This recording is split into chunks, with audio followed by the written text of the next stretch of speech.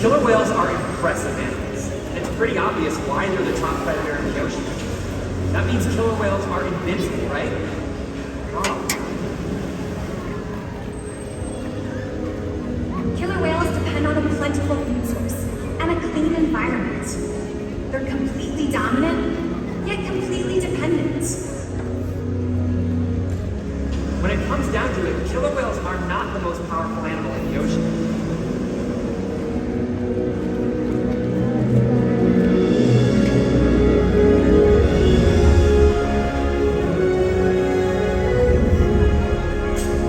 Their future depends on you. Through your actions. Through the choices we all make. We hold the future of killer whales and the oceans in our hands. Killer whales continue to surprise and amaze us. They're the perfect ambassadors of the ocean, limitless, connected, powerful, but still vulnerable. The challenges that they face can seem insurmountable. Don't give up. Be inspired. We can make a difference. The ocean needs our help, and that seems overwhelming, but together we can make it happen. There's so much to learn. So much to protect. Okay. So much to explore. The killer whale story is still being written. And there are simple things we all can do to make a difference. All it takes is one choice. One positive act. One ripple that can grow and grow. And change the world. Together, we've got this. Wow. Yeah.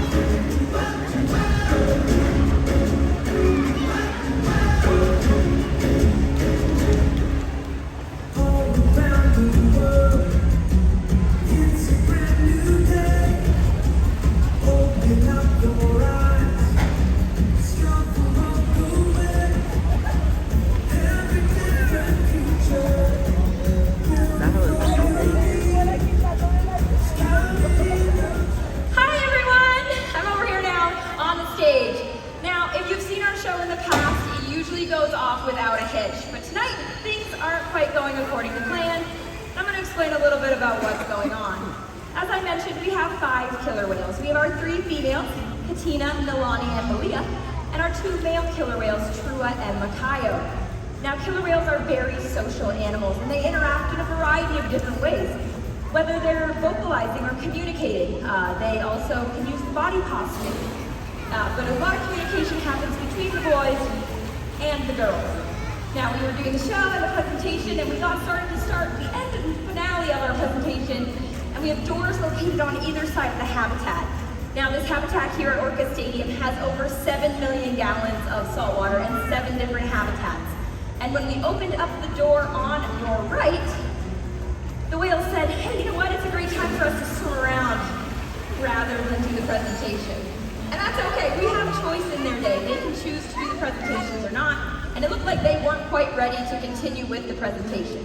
So what we're gonna do now is we're gonna talk a little bit about killer whales, a little more about how we train them and care for them here at SeaWorld, and then we'll try and reset in just a moment.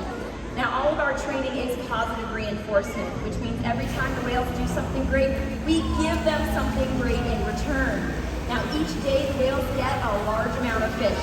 Anywhere from 100 all the way to over 150 pounds of food every single day. And it's a variety of different types of fish. They get herring, which is a medium-sized fish. They get a smaller fish called a capelin, and I think they get their favorite fish each and every day, which is called a salmon. So fresh, whole salmon each of the whales gets. Now, food and reinforcement are different, similar but different, but we can use a lot of different other tools while training. Positive reinforcement, we gotta find what things the whales find positive.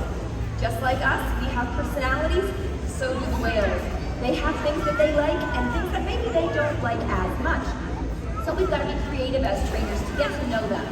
Now, some other things that we found with our time research here at SeaWorld is killer whales love to play. And they have a large assortment of toys for environmental enrichment that we can give to the whales each and every day. Sometimes we include it into our presentation, so we do encourage you, if you haven't seen it happen, come back again and you might have a chance. But they have large toys that we can put in the water. Some of them sink, some float. Just like you might have a favorite toy at home, whales tend to have a tendency to pick a favorite toy here as well. Some other things that killer whales seem to enjoy are ice cubes. I don't know if anyone here owns a dog, but have you ever given your dog an ice cube? Yeah, I see a couple yeses. The killer whales, some of them seem to really enjoy ice cubes as well.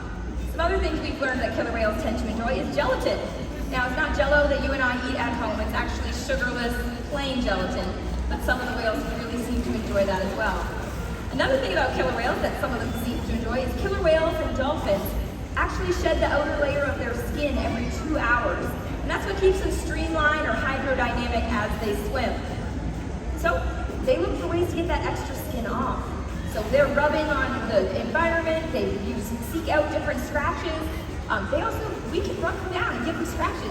If anyone's ever wondered what a killer whale feels like a freshly peeled, hard-boiled egg, very soft, very smooth, just really cold.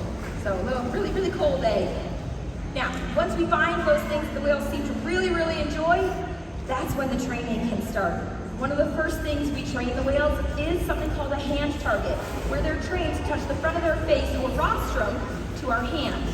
And then we will blow a whistle that lets them know that that is exactly what we were looking for. Well done. We're going to give you one of those good things that we know that you seem to enjoy. After that, we can move our hands around. So if you wanted to train your killer whale to spin in a circle, you just move your hand in a really big circle, and the whale will probably follow your hand. You'll blow the whistle, and then continue on trying to give them something good that they seem to enjoy. And again, each whale is different in their learning. Even though we all use positive reinforcement, every whale learns differently. I use myself as an example. I could read a book lots of times and probably not understand what I'm reading, but if I do something with my hands, I can figure it out pretty quickly. Killer whales, some are really athletic. Some are, like Katina is one of our highest jumpers. She's got the most power in her tail, and she can jump over 20 feet in the air, which is pretty amazing.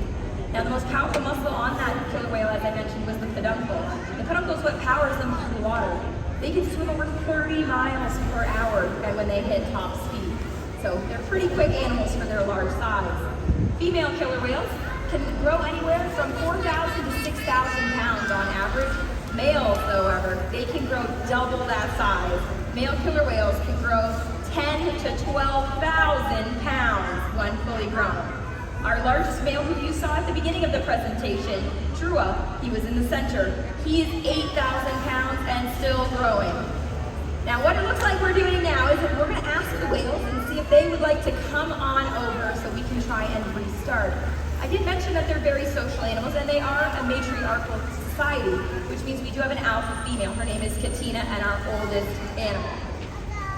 All right, it looks like we are ready to restart our finale, and we are going to give her lots of cheers because it's going to be fantastic, and enjoy the rest of the Orca encounter.